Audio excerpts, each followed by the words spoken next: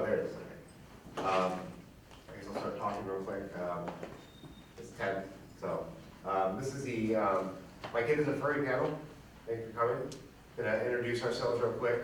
I'll start with Rocket down there at the end. You just want to introduce who you are and what your involvement is with the org. Hello, my name is Rocket. I'm one of the directors for Minnesota Furs. I'm responsible for keeping Paula, or let me start over. It's early. It's early. Yeah, words are hard and it's early. I'm one of the voting members for the board of directors to keep the organization running. I'm responsible for our grants program and our strategic partnership relations for Minnesota. There you go. Big words. Yes. I'm Talon. I am the vice president on the board of directors.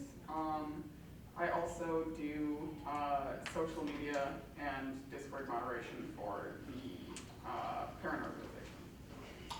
I am Dirge. I am the president of the board of directors and kind of do a little bit of everything.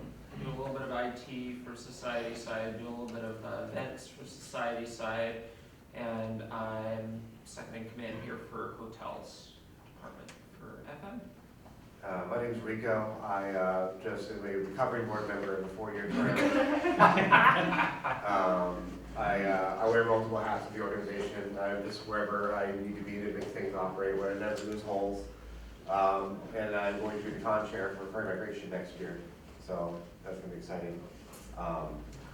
So I want to just clarify real quick, just so you understand, because you're probably hearing the word Furry Migration and MN Furs. So the convention is Furry Migration, and it's ran by our parent organization, which is Minnesota Furs. And Minnesota Furs is a Minnesota-based furry nonprofit. It's a 501c3, which means we're an educational nonprofit. So our objective, I don't know verbatim what the mission statement is, but I won't read it because that's boring. But in summary, it's basically we're working on educating people of furry and what furry is. And so Furry Migration ultimately is just a big mission for us to educate. But also educate people within the fandom to do things like fursuit making, story writing, artists, all kinds of different things. Promote creativity within the community. Yeah, exactly. So the cool thing that sets us apart, and I'll let anyone else talk about it, I might talk a little bit, not as much first, but the cool thing that sets us apart from other conventions of the furry fandom is most of them have a nonprofit existent, because if you try to go to the Hyatt, as big as it is, and you say, I want to do a con, and you're just an individual, well, when they hit you with a $70,000 bill, it's like, well, I can't just put that on my credit card. Yeah. So we exist for the con to exist, but we also do events throughout the year. So if you go to mnfirst.org, because the fun doesn't have to end when you're here at the con, right? If anyone's, who here is local? Let's start with that. Okay, got it. Yeah, so if you're in Minnesota, and there's some other organizations out there as well that are a lot like us that will do things year round. But yeah, mnfirst.org. Yes.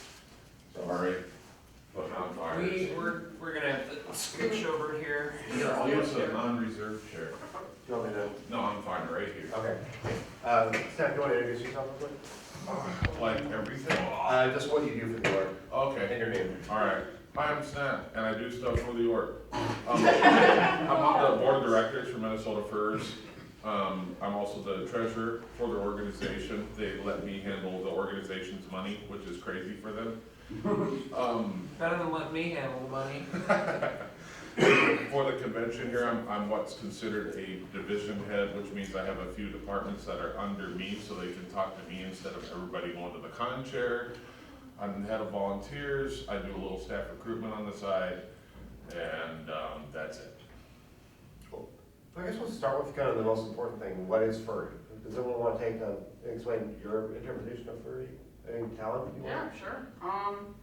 So it is worth noting that I have been calling myself a furry since I was like 9 or 10. Because I joined a Warrior Cats forum and it was a big thing to make yourself as a cat.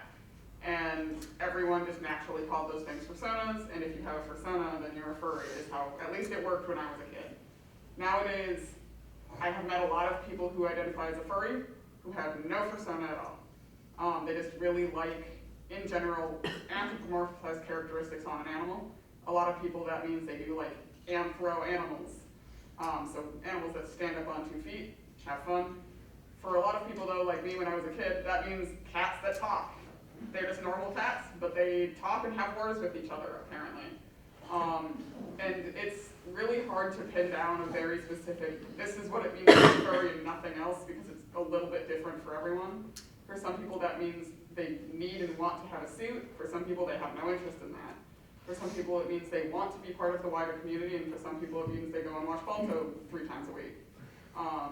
But in general, it's at least a vague group enjoyment of the same style of media at the very least, which is typically, it includes an animal in it.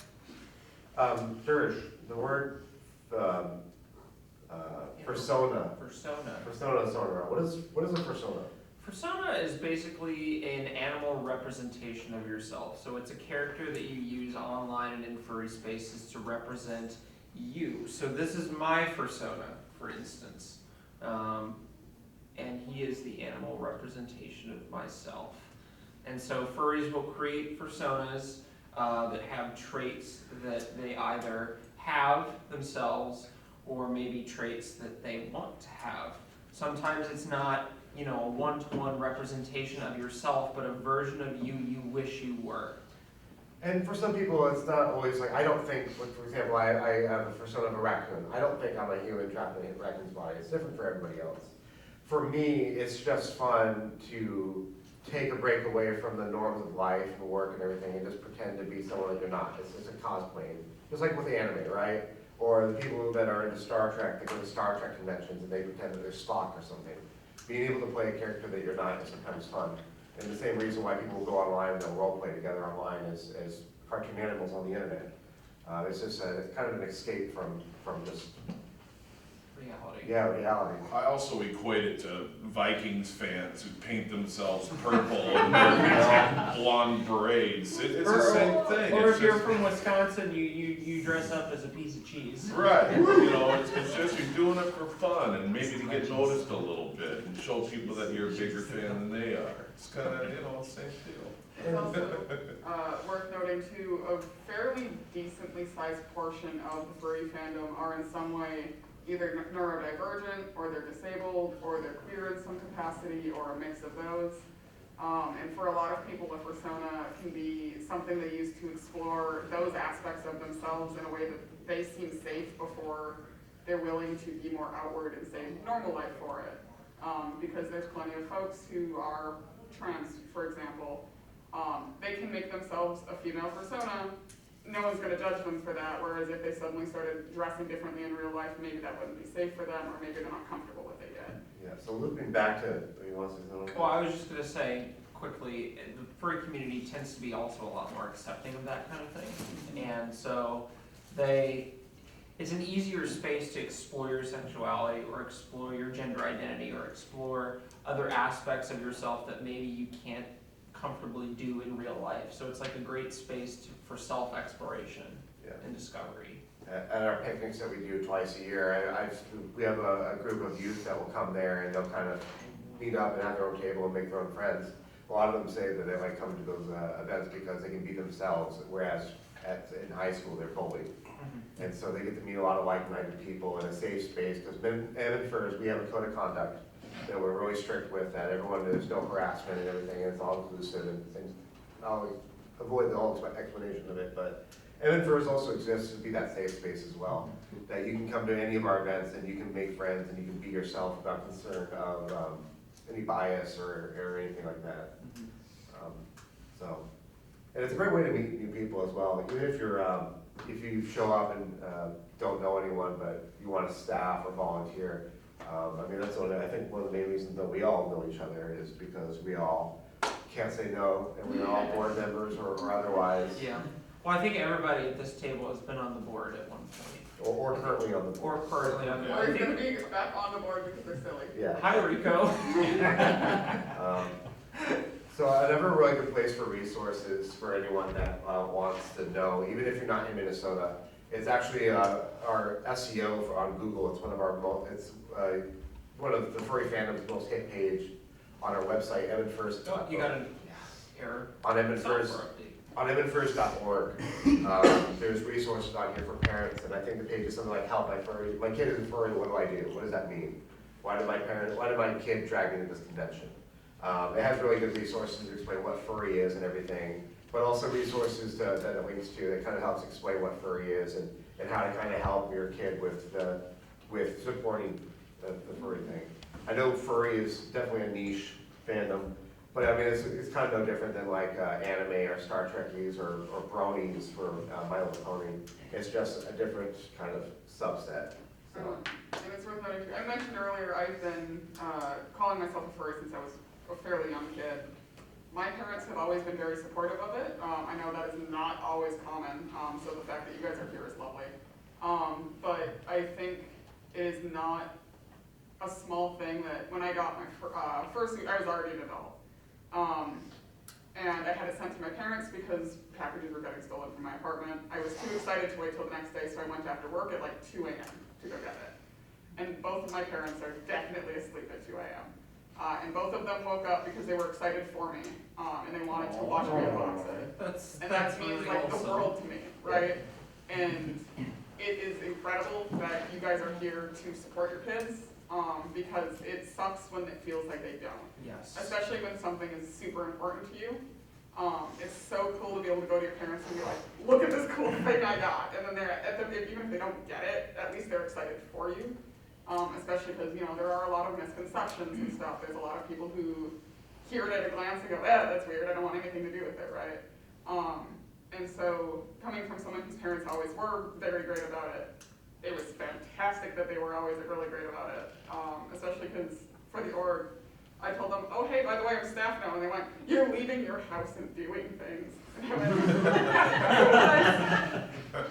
Yeah, to build on what Talon said, as a recovering board member at the events, I always take pride in what we are and what we do here. So our events, we would always have parents that would come by and just pick, what is this? What are you guys doing? It was always a bummer when I would ever see kids get dropped off by their parents, and their parents would just leave. Yeah. And their parents don't even know what they just dropped their kid off for. Your dedication to come to the con and do all this is, yeah, like Tal said. Commendable. Yeah, for Yeah. sure. Very much so. I guess we can open the floor to any questions. Yeah. If anyone had anything. That's, I know we have an hour, but I can't imagine it's take the full hour. no. Better take the full hour. I- You want information, Rico? Yeah. I can just start talking at you, but I don't know that you want to hear all of this. I want to Give us your best info now. God. Talking to us or at us? I want to give you a shout out. I'm so bad at names again. Chance has been. You've been coming to like your first My Kids at Furry panel was what, 4 or 5 years ago? 5 years ago, actually, 2019. So my kid, you know, came home in 4th grade or something, and it actually, so Great Wolf Lodge, right? You know, Great Wolf Lodge ears, and my kid started wearing those ears constantly. Every day in 4th grade. Every day. And eventually, some other 4th grader comes up to my kid and says, "Are you a furry?" And she didn't know what a furry was at all or I just like anything. to wear and ears. just like wearing ears and stuff, and eventually, like, she like looked it up and oh yeah, anthropomorphic animals, yeah, I'm a furry.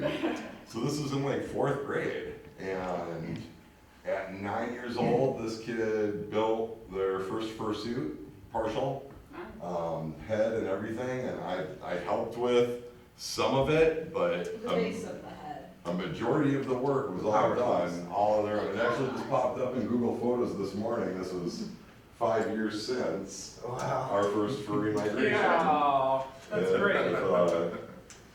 with my kid, with her So, yeah, you first. gotta walk around and like show the picture.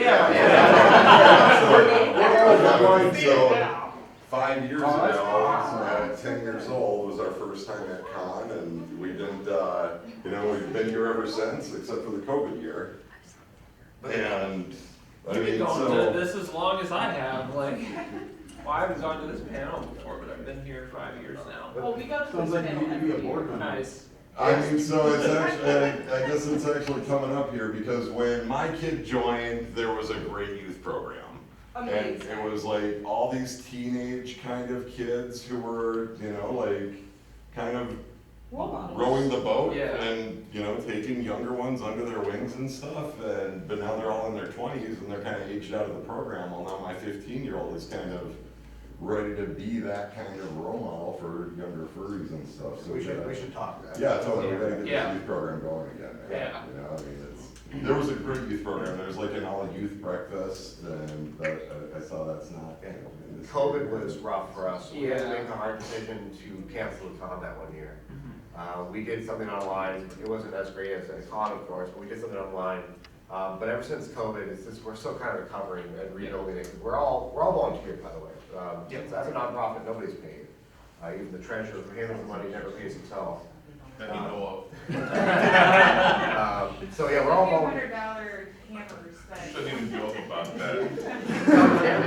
Yeah. Yeah, on the record. In-game. Yeah, well, we're all volunteers, all the board members, nobody here is paid, the president's not paid, nobody's paid to do this, the con chair who runs this, they're not paid to do any of this, so we're all volunteers. And so the cool thing about, like, for exactly that is if Him and Furs was here for you to kind of get you through those tough times, it's a great way to kind of return the favor, because we don't charge, like, Furry Migration is the only event we really charge for, because we have to pay for this. All of our other events are free, so it's a great way to kind of give back to the free resource to kind of got you into furry. But also, speaking more realistically, how long can we really use COVID as an excuse? And on the board and for the staff that do Furry stuff, we put a lot of responsibility on people's shoulders.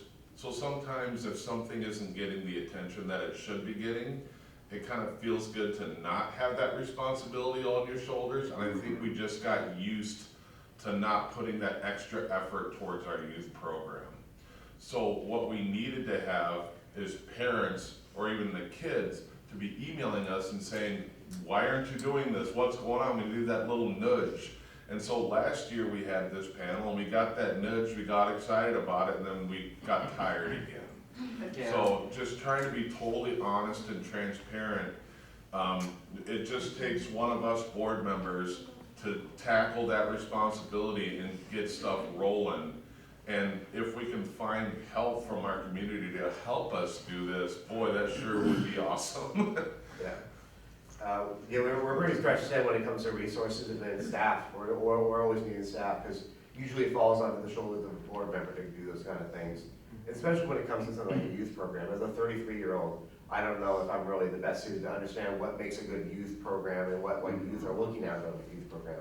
That's why as someone who's of that age, not to throw them under the bus, but someone like that to kind of lead that Be the effort. next generation of guiding. Exactly. Yeah, exactly, yeah. It's really healthy for an organization to have new sets of eyes, which is why it's always a good thing whenever we have brand new board members to kind of continue the trend, because you get the same board members on the board term after term, and they're on the board for 10 years, it kind of starts to get stagnant.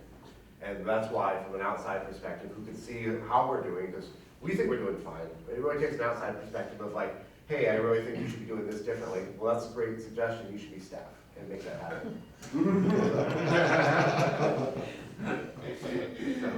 You had your hand up a little bit earlier. Oh, it was just, I was gonna ask if it was a volunteer organization. Yes. Yes. And then you had said some kids just stay at home and they play, and I didn't hear what they play. When you were talking, you were telling your story. Oh, Is it an online, a video game, or? The hat. The cat fighting thing. oh, Warrior Warrior Cats. Cats. It is, so that is actually, it's a book series. It's Warrior still, Cat? Warrior Cats.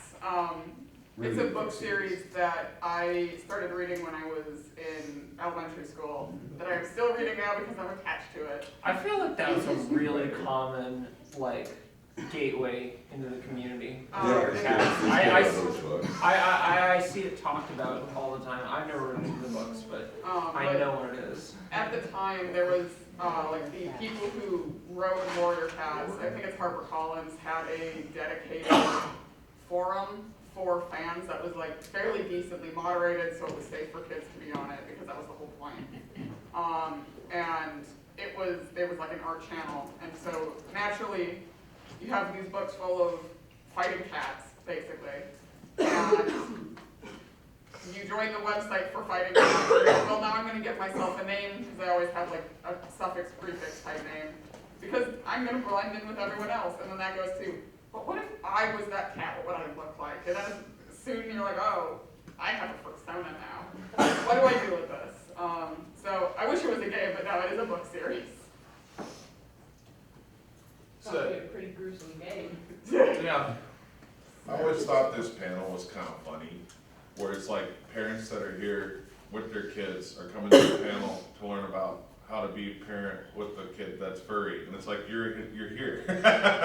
Doing the thing. Yeah, you're Doing doing the the thing. right thing, yeah. And so that's why a lot of times we stare into the abyss and we're like, questions are good. Anything you've ever been wondering about, but we are focusing this year going forward is we have our oval meets that are at the John Guyton Rose Oval in Roseville. We do that 7 times a year where we pay money to rent out a space. And so I was there 2 months ago and a family came in, 2 adults, 2 kids. And they're like, hey, it's our first time here, what do we do? I'm like, well, there's stuff. And it made us realize like we need to like plan activities. Like if you're new here, we gotta be, have a welcoming thing, a way to welcome folks, a way to do icebreakers. And just to get people more involved other than here's a room, do whatever you want in it. Stars next to newbie friendly stuff. Yeah. Wait, is there a youth room this year? Here at the con? Yeah. No. Oh, okay. We should have one. There's a honestly. craft room. Yeah. But in previous years, we had a youth room, which was just a space where youth could go and meet other youth. We usually would have a kind of liaison who was a youth to take charge of that room. And yeah, not to use COVID as an excuse, it's just staffing. We haven't been able to staff the department back out again. And us as board members, or previous board members, speaking personally, it's we have so many other responsibilities leading up to the convention that unfortunately that's one of the things that unless we have someone that can focus just on that, it's something that we just don't have the time for. Well, and also the board has kind of limited oversight to the convention itself. That's more of a department and Yeah. I've con already chair gotten, type thing. Good thing I knew know the con chair. I like it.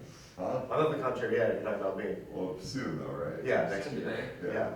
I've already gotten a couple suggestions where a lot of folks are doing the Dino Masks with the dinos. So they thought that'd be a cool panel to get a few people up on stage that have made Dino Masks to kind of talk about how they did it. And another one, I've noticed the youth is like, there's this whole Theion thing that's happening now. Oh, And we don't do anything with it at this convention, and we should be. Because I go on YouTube at night on the live streams, and it's nothing but like middle schoolers saying, I'm a Theion with masks, and I'm like, what is this? I actually am a Theion, and I considered hosting a panel Duey. for it this year, but I already got put on the schedule for 3 other panels, and I didn't have anything prepared. So We have a year. I'm the type that generally will get up here and I'm like, unless I have something prepared, I really don't know what to say. What's a Therian? Real quick, I'll get into that. For a homework assignment for anyone that would want to help with the Therian panel, send an email to dirge, D-I-R-G-E, @mnfurs.org. Yes, please. And offer to co-run it with dirge. There we go. Can you explain what Therian is? Yeah, Therian is basically somebody who believes that in some capacity they are an animal, either spiritually, generally spiritually, in some capacity. So for me, it's also a little bit, I'm really bad at definitions, so I apologize if I ramble a little bit. But basically for me, personally, physically, I identify with my persona much more than my human body. And so it is kind of almost like a body dysphoria type of thing. And in that way, it's a little bit similar to being trans. But others feel like they have, in some way, are like spiritually a certain type of animal. So like I could feel like I'm spiritually like a wolf, and I really identify with that. So that's like a very loose and rambly definition of what a Therian is. It's also worth noting too that it is not the same thing as the people who like to say, oh, this person thinks they're a cat. Correct. People are very aware that Correct. they are a human being. Yeah. Like, most people are not out there being like, I am actually literally a wolf right now. Correct. Because clearly, we are not. Correct. Like Dirge said, for a lot of folks, it's a very like spiritual thing, depending on like what your religion is, what your spirituality is. A lot of people, it's like, when I was born, I was maybe meant to be this other thing, but I'm not. Yes. But it's very different for everyone, but it's a kind of catch-all group for that sort of feeling. Mhm. I already know that I'm a Therian, but how do you tell if you're a Therian or not? I mean, It's a good it's question. That is all a good question.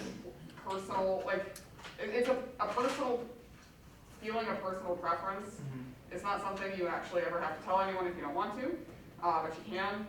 It's not something where you're like, admittedly, there's not anything you can really do about it, right? We are human beings, that's not a thing, at least with our current technology, that can be changed. Fursuits are our best technology at the moment. Correct. But it really boils down to like, if you, it's self-identified, right? It is Yeah. self-identified and the definition is loose. So it's like being a Packers fan. You can believe the gold and green, but then you can get mad at them when they don't make the playoffs and then start rooting for some other team after a while. It's one of those things too, like identifying like sexuality or something, where you might be like, I think this fits me, and then one day you're like, you know what, I think maybe I was wrong about it, or maybe this other thing fits me better, or maybe you don't change it all. It's very self-identifiable, so if you're like, yeah, that's what I think, who's gonna tell you you're not? I'm gonna come up with another football reference, sorry. Okay. Sorry, I didn't mean to talk Oh, over you. no, Percy. You were very young. Yeah, Yeah. I'm like, let's go. Took me a while to figure it out, but yeah, for me, I went to a Therian panel at MFF, I believe it was. I don't remember what year. It was probably In Chicago. 23. Yeah, it's Midwest Fur Fest. It used to be the largest in the world, but then Anthrocon was bigger than it this year. But then MFF hasn't happened this year yet. So AC was like 17,000 people. I think MFF is probably going to break 20,000. Would be my guess. I don't know. That's a whole nother tangent. But Yeah. anywho, Also, if it's not obvious, we're not the only furry convention. Yo, There's God, no. several others, so that's why. more than there's probably internationally there's probably close to 100. Yeah. Nice. It's a Hasn't- look. Hasn't MFF reached 19? No, MFF was 15, I believe.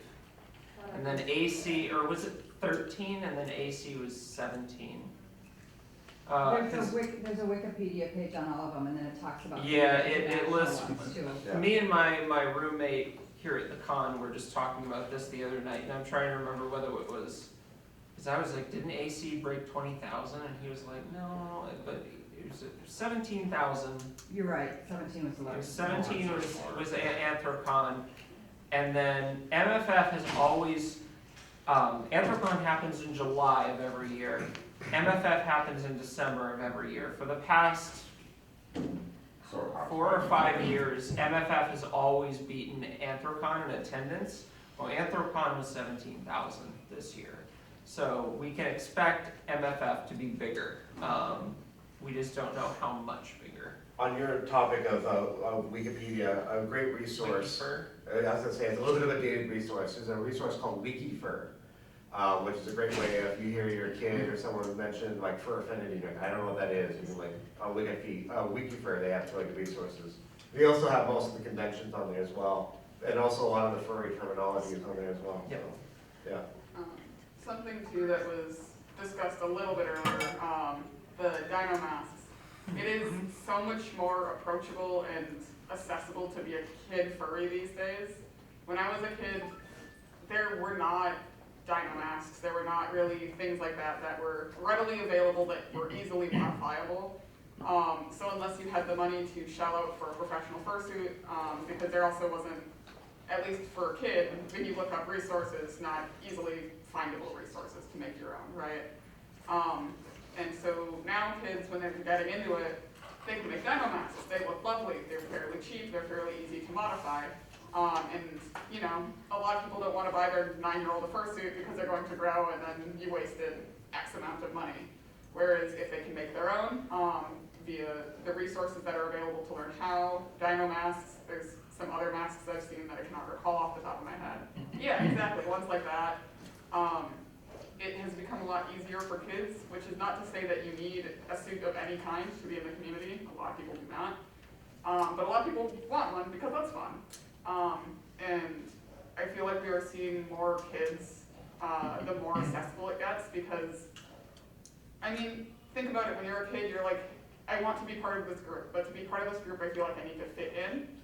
All of those people look so cool, and I don't look like that.